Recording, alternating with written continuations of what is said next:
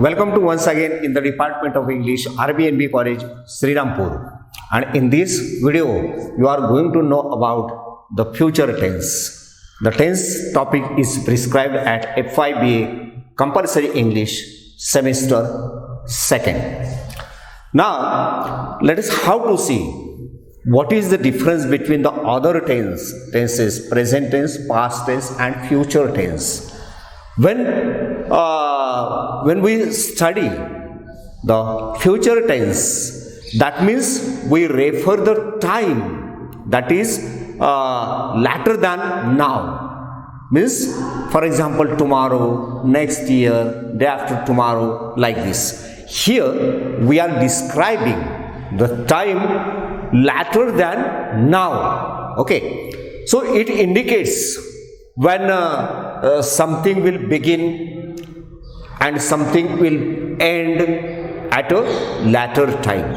Means beginning and end of the time the action is going to place in the future. Sometimes we use this tense to express the facts as well as the certainty. In this case, that there is no attitude is described, just we describe it in the present tense and the past tense. And the best way to show the future tense is to take the help of modal auxiliary, that is shall and will, both express the future tense. That means to express the future tense, first we'll have to take the help of modal auxiliary shall and will. As you are already familiar with the auxiliary verbs, that there are two types of auxiliary verbs, primary auxiliaries and modal auxiliaries. So the forms of to be, that is am, is, are, was, were, the forms of to have, has, had, and the forms of to do, does and did. So these are known as the primary auxiliaries. While shall, will, should, will, can, could, may, might, must, ought, dare, need, these are known as modal auxiliaries. So here we have to take the help of shall or will to express the future time, that is time we can say later than now. Okay, sometime the second way to express the future time, that is to take the help of going to. By this construction we can express the future time. So there are, the third way is to express the simple present. Through the simple present tense, we also mention future action. And the next way is present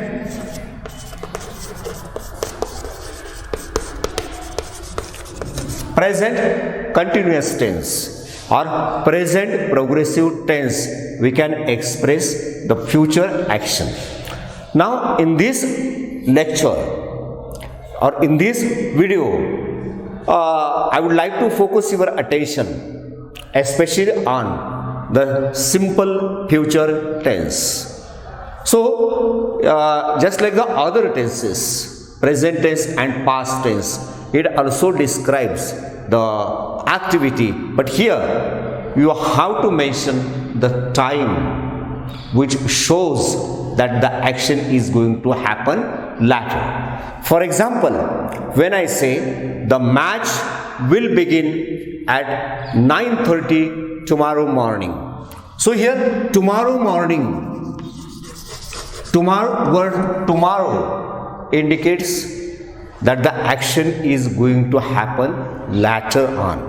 Because I speak this statement today and I am going to tell you about tomorrow. This is known as the future action.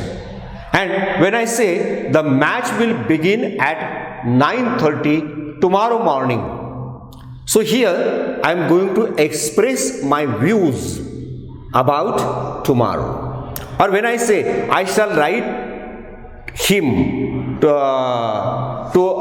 I shall write to him next week. So here next week indicates that the action is going to take later on. It is not happening, it is going to happen in the future. So here these are the different ways to show the future. Sometime here contracted form of shall and will is used at the time of speaking. For example, instead of saying I shall go, we say I'll go. She will come, she'll come. They will play, they'll play. So here I double L apostrophe double L, I'll go tomorrow. I'll go tomorrow. So here I use contracted form of shall or will, but it takes place in the oral communication. But when I use the contracted form, it is very difficult to understand for the listener's part of view whether I used shall or will, because when I say I'll go, I'll attend the lecture, I'll attend the meeting, so the listener cannot understand whether I say shall or will. But there are certain rules. For example, for the first person, if the subject is first person singular or plural, generally we take the help of shall. So what is first person singular and plural? So I, these are the pronouns. I is known as first person singular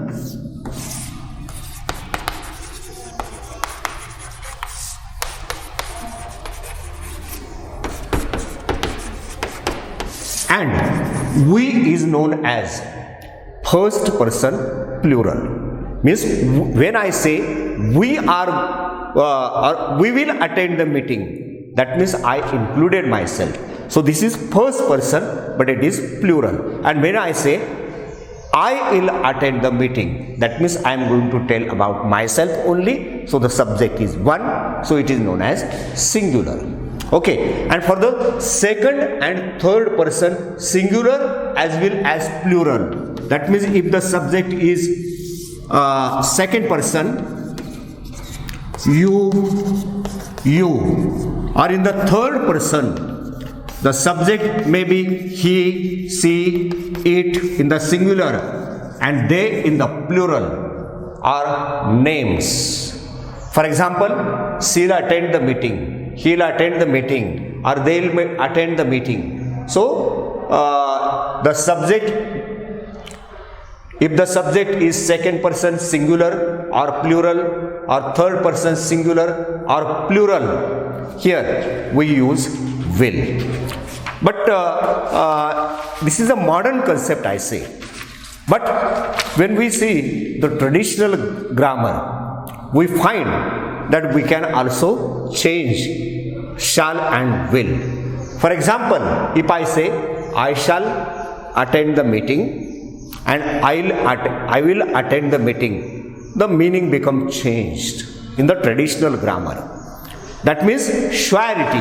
When I say I'll attend the meeting, means at any cost.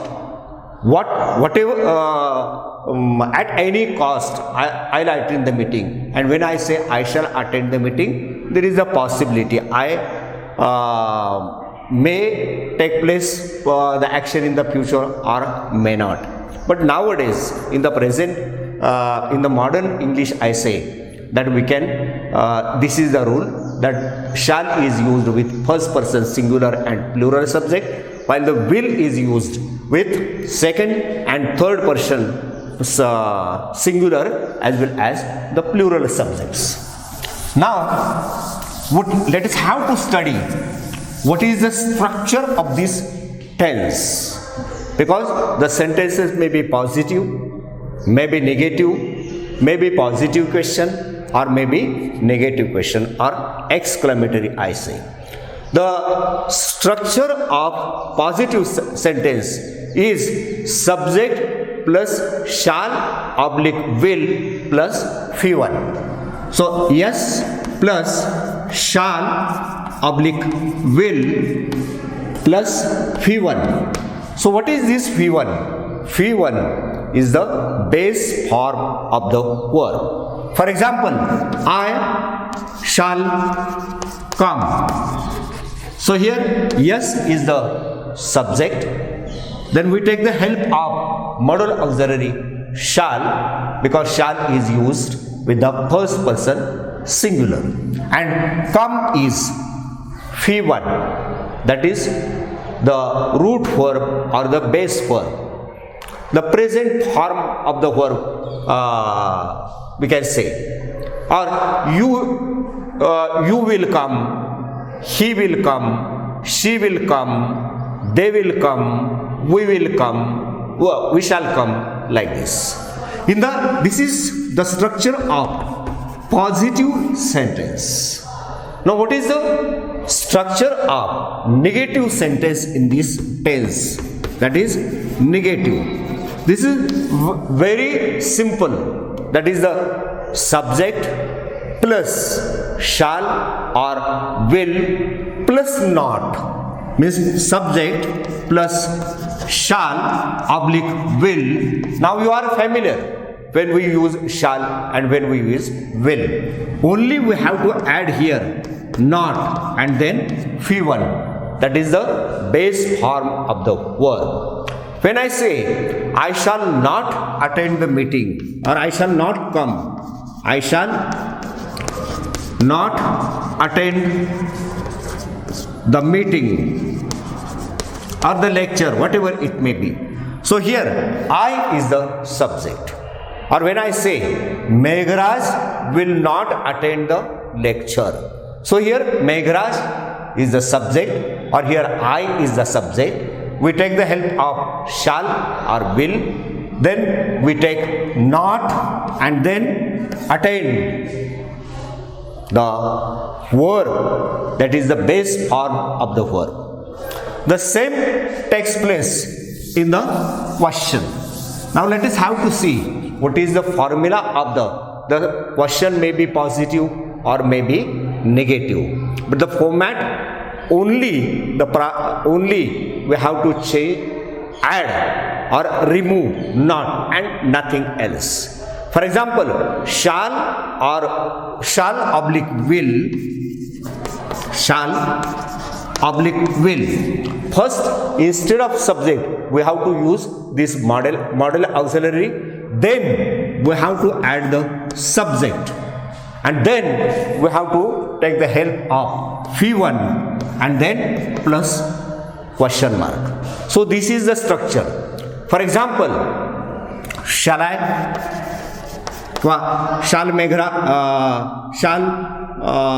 we go to market tomorrow morning, like this. Shall we go to market? Here I take the help of shall, comes first, then comes the subject, then plus the V1. And in the negative question, after shall or will have to take the add not and nothing else. Okay. Now when we study this tense is especially used that when no firm plan is described of the subject, or we say when no firm plan or decision to do something before we speak, we use this tense. Or in short we can say the decision is made at the time of speaking, we use this tense. For example, when I say, we will see what we can do, what we can do to help you. That means no decision is taken. The decision is taken here at the time of speaking. Or I will stay in and watch television tonight. Here no plan is fixed. Or hold on, I will get a pen. Here no decision, no firm plan is there, or no decision is there about what to do something. The decision is taken at the time of speaking. Generally, the verb to think is used to indicate this tense. So, the verb think is used, or we say to think is used in this case. For example, when I say, I don't think I will buy that car. I don't think I will buy that car. Or I think I will have a holiday tomorrow. Or I think I will go to gym tomorrow. I think means no specific plan is described. It is my view. I think like this. And by adding this verb to think is added to show the possibility. Okay, this tense also is used to make prediction about the future. What is going to happen? Prediction, or what we think will happen in the future, the tense is used. When I say it will rain tomorrow, it will rain tomorrow. This word tomorrow express that the action is going to take place after some time. It means it is future tense. So it is the subject of this sentence. This is a positive statement. Then after a third person singular, we take the help of modal auxiliary will. Then here we have the verb, that is phi1, the base form of the verb is used. And when I say it will rain tomorrow, this is my prediction. Okay, what is going to happen tomorrow? This may be factual or not. Okay, I don't bother about it. Or when I say he will not attend the meeting or tomorrow's meeting, this is my prediction. Okay, because this prediction is based on some study of the character. Or who do you think will get the job? Okay, so in the above statements, you see these sentences are based on the prediction. Sometimes the firm plan or decision before to be is used as main verb. The plan or decision I take before the speaking. Or here we have to use to be as the main verb. For example, when I say I will be in London tomorrow, I will be, here I use be. Be is used as main verb. I will be in London tomorrow. So this is my plan. This is the decision I have taken. Or when I say I will be in the office at noon, I will be in the office at noon. So because I made the plan, that plan may be executed or not, that is the another thing. Okay, now to express the future action, generally shall or will is used to show the voluntary action. Voluntary means which is not compulsory. When I say, will you make dinner? Will you give me a pen please? Like this. That means it is voluntary. Whether the person is going to offer you pen or not. Or when I say, I will not do homework for you because it is the voluntary job. Let me decide it. Or when I say, I will send you the information when I get. That is, it is voluntary to the speaker to send the information. And it is not the compulsory one. So here shall or will is used to show the voluntary action. Now the next way is to show the future is to use the construction of going to. So this going to also used for a number of occasions to show the future action or about the future. When the prediction is based on certain present evidence. So here present evidence is very important. Present evidence or present, we can say, information. We can use this construction. That is what I think or what we think will going to take place. When I say Sunil is going to fail in the test, Sunil is going to fail in the test, it indicates that Sunil has not prepared for the test. When I say it is going to rain, it is going to rain. Here no shall or will is used. Or Sunil is going to fail. So this going to construction also indicates the future action of the speaker, which is based on certain evidences or certain informations. When I say it is going to dark, because the speaker might have seen that the sky is very black. So it is his or her, whatever the speaker may be, the prediction. And to show the prediction, the construction of going to is used.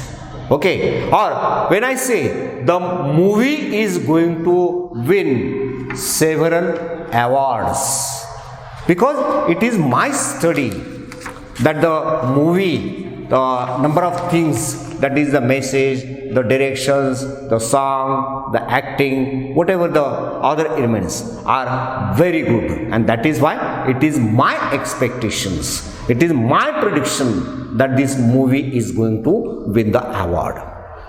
Now this going to construction is also used to show intention or plan or decision to do something.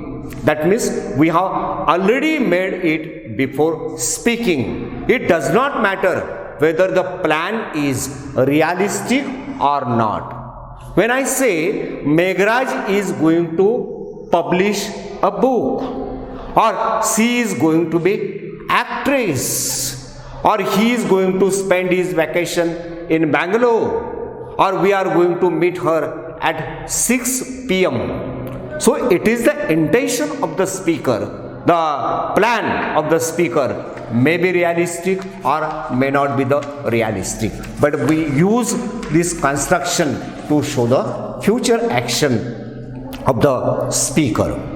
Now let us have to know the difference between using of shall and will and using of going to construction.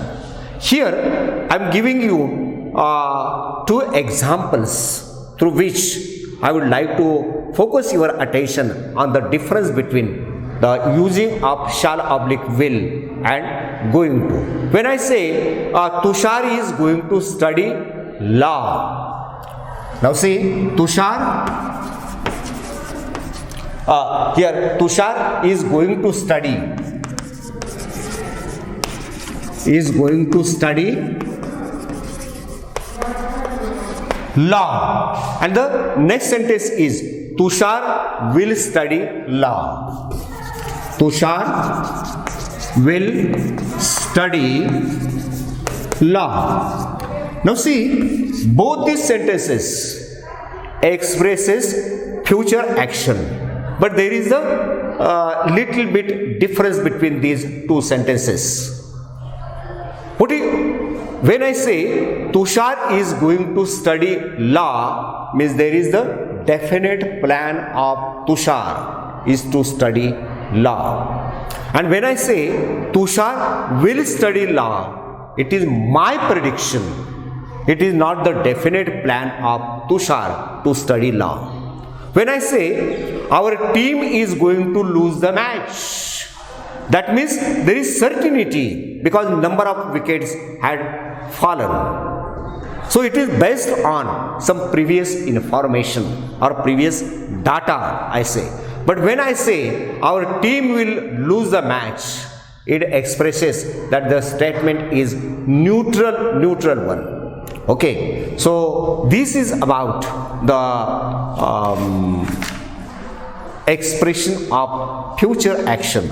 I hope you like this video.